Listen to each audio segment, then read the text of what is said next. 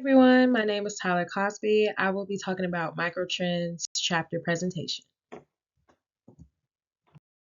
Chapter 8, Independent Marriages. This chapter delves into the intriguing dynamics of married couples who choose to live separately.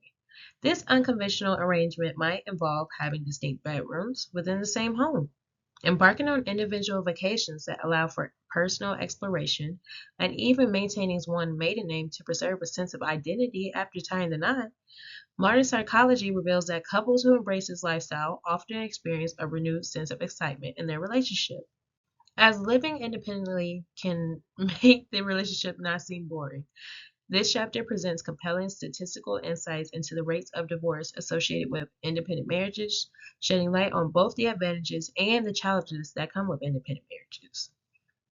Now, to me, when I first read the chapter, I kind of thought independent marriages were kind of like, basically people who are married but are like separated, basically. Like they have nothing to do with each other. But when I started reading more about the chapter, I realized that it was about couples who are together, but they just live in probably separate bedrooms and just do separate stuff. Now, to me, I don't see any problem with that, only due to the fact that, before you got into the relationship, you obviously had your own independent life. And of course, you want to do the modern thing where it's people living in the same bedroom and stuff. But what happens when, you work the 24-hour shift and somehow, in some way, your partner decides they want to snore like it is their last sleep of their life? Then would that affect you and your health? Would you be angrier in the morning? Would that affect your relationship? There's a lot of things that go into independent marriages. Independent marriages' long term and short term impact on health. On a broader scale, independent marriages may foster increased resilience, allowing individuals to navigate life challenges with greater ease. This lifestyle can also encourage personal growth. As each partner pursues their interests and goals, couples may enjoy a longer lasting relationship since the time spent apart can create a sense of longing and appreciation for one another. However, there are notable risks, such as heightened likelihood of divorce, possible declines in health due to emotional isolation, and the reality of reduced financial security due to the challenges of maintaining two separate households. An example of long term effects on health is a decline in health. One partner experiences ongoing stress due to financial instability or lack of an emotional support. This chronic stress can take a toll on their physical and mental health, potentially leading to issues like heart disease or depression. Increased risk of divorce. Over time, the couples grow apart due to different interests and priorities. The lack of shared experiences and emotional intimacy may eventually lead to differences and ultimately divorce.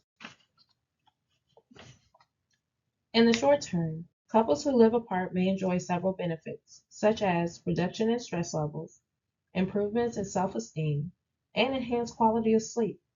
The freedom to have personal space can lead to a more balanced and healthy emotional state. However, this arrangement is not without its drawbacks. Couples may face potential conflicts stemming from misunderstandings or lack of communication, experience diminished social support from friends and family, and suffer from a decrease in emotional intimacy, which is crucial for a strong bond. Potential for conflict. An example of this is one partner can prioritize saving for retirement, while the other enjoys spending money on leisure activities. This difference in financial priorities could lead to arguments and tension in the relationship. Now, between me and my fiance, I love to shop. Like that is my main thing. I love to shop. I don't shop often, but when I do, like I might shop like maybe twice a year. But when I shop like that twice a year, I will spend a good bag of dollars. I will spend a good amount of money on things. Like I that will be the time where I want to redecorate the whole house or I want to like, redecorate the kitchen or something like that or even just splurge on the dogs.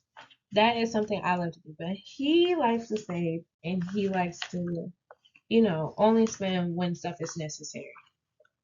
But I just like having it already, so then I won't need to, you know, have to get it. So that can be a problem in relationships. But I feel like communication can also come into play as well with knowing your partner and communicating effectively. If you guys have good communication, then of course it'll be a hiccup, but it won't be a big hiccup to where y'all are separated or y'all are like not together no. An example of short-term effects is reduced stress. A couple decides to keep their finances separate, allowing each partner to have more control over their spending and reduce potential conflict over money. This can lead to a decrease in overall stress in the relationship. Now, to me, I always said that when I get married, I will be okay with possibly having a family account where we both put money in there and then we still have our separate cards and stuff. Now, putting together all of our money and we all just share the same bank accounts, like everything is the same, I just don't possibly seeing that happen with me. But I understand it to some people. But personally, me, I would just rather us have a family account and then we both still have our separate accounts to where we have our own monies or whatever. Just in case. Just in case. Opinions/concerns on independent marriages. In my view, independent marriages can thrive even with separate bedrooms. Various factors can lead couples to choose this arrangement, ranging from different lifestyles to individual sleeping habits. For instance, if one partner snores loudly through the night while the other is a light sleeper, it can create a significant rift in the relationship.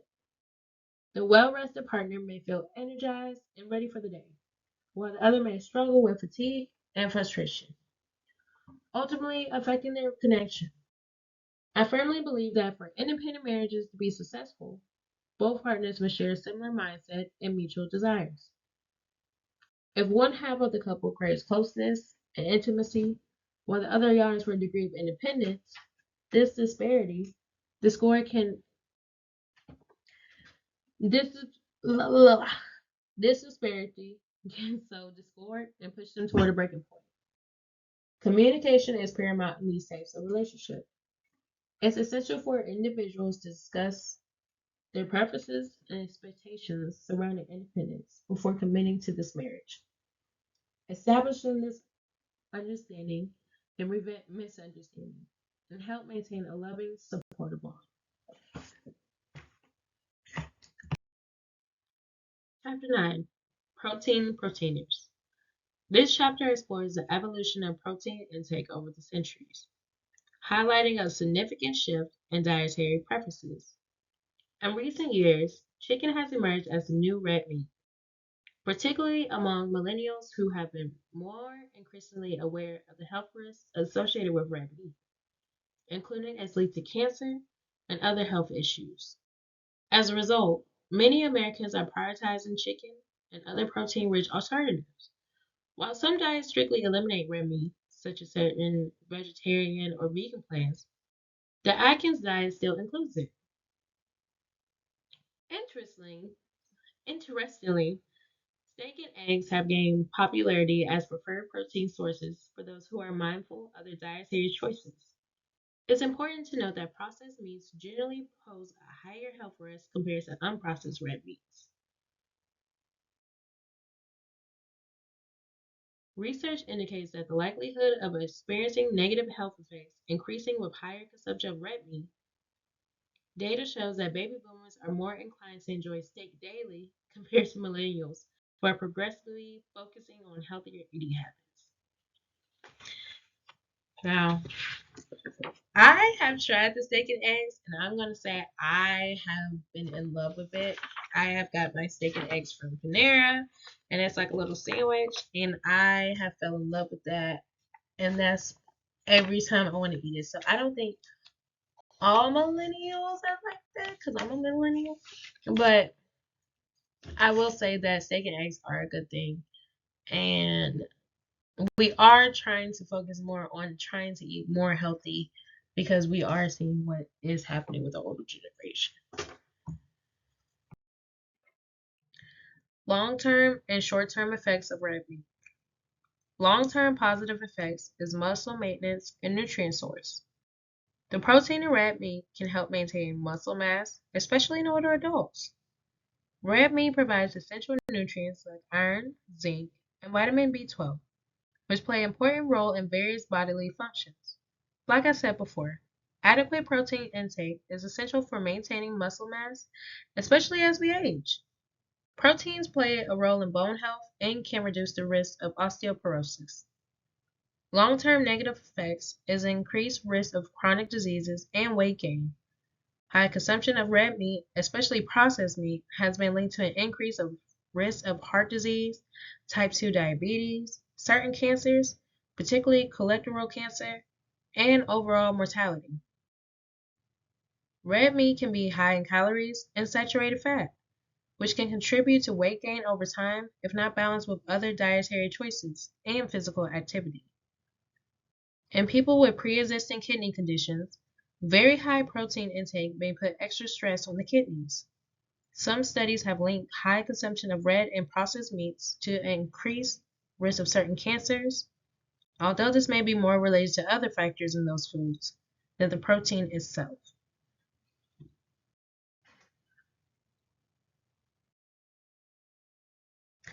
A possible short-term effect of red meat is satiety. Rich in protein, red meat can help you feel full and satisfied after a meal. It is also a good source of iron, which the body absorbs easily, helping to prevent iron deficiency. However, a negative short-term effect is digestive issues. Some people may experience discomfort, such as bloating or constipation, after eating red meat, especially in large portions, or when it's high in fat. Additionally, the sodium content in red meat can contribute to increased blood pressure. My opinions/concerns. In this chapter, I found the discussion about red meat to be quite compelling. While it carries significant potential health, such as links to chronic diseases, high levels of saturated fat, and concerning surrounding processed meats, it also boasts noteworthy benefits. Red meat is an excellent source of essential nutrients, including high quality protein, iron, and various vitamins that our bodies need to function optimally. Ultimately, I believe the impact of red meat on one's health largely depends on individual consumption habits and family medical history. It's interesting to note that the trend among younger generations who may seem to be more health conscious than ever before.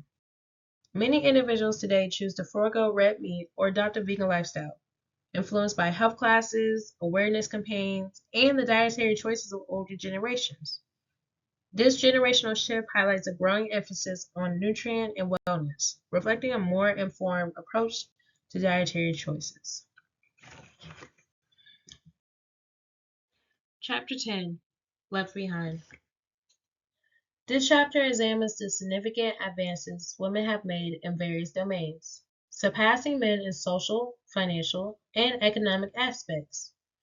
While women continue to break barriers and achieve notable successes, some men find themselves grappling with personal and societal challenges, often feeling left behind. Excuse me. A concerning trend among American men is a reluctance to seek medical care. Many avoid visiting doctors and discussing health-related issues, which has serious consequences for their well-being. As a result, men tend to have shorter lifespans compared to women.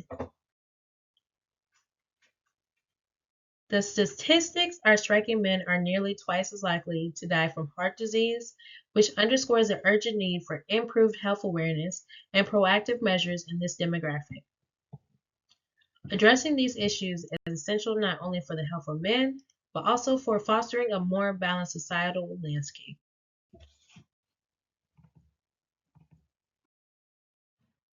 The long-term and short-term consequences of men avoiding hospital visits. The long-term negative effects of men avoiding hospital visits is untreated health conditions can lead to chronic diseases like heart disease, diabetes, cancer, increased mortality rates, and reducing quality of life. Men who avoid regular medical care face higher risk due to delayed diagnosis, affecting their mental and physical well being.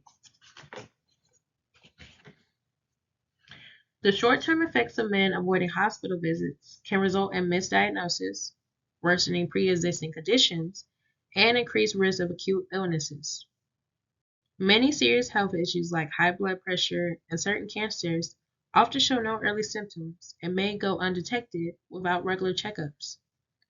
This lack of preventative care can lead to delayed treatment and poor health outcomes, increased pain, disability, and reduced quality of life. Additionally, men may be more vulnerable to infections or injuries that could have been prevented or treated with timely medical attention.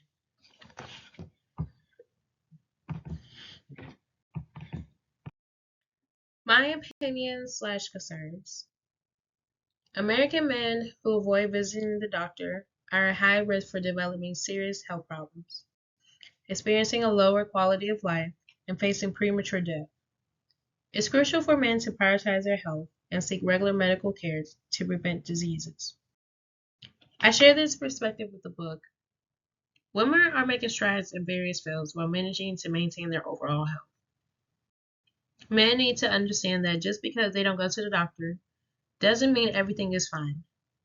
Additionally, men are more likely to die from deaths of despair, including suicide, alcoholism, and drug addiction. They also tend to be less inclined to seek help for mental health issues like depression or anxiety. Untreated mental health conditions can have significant long-term effects on a man's overall health and well-being.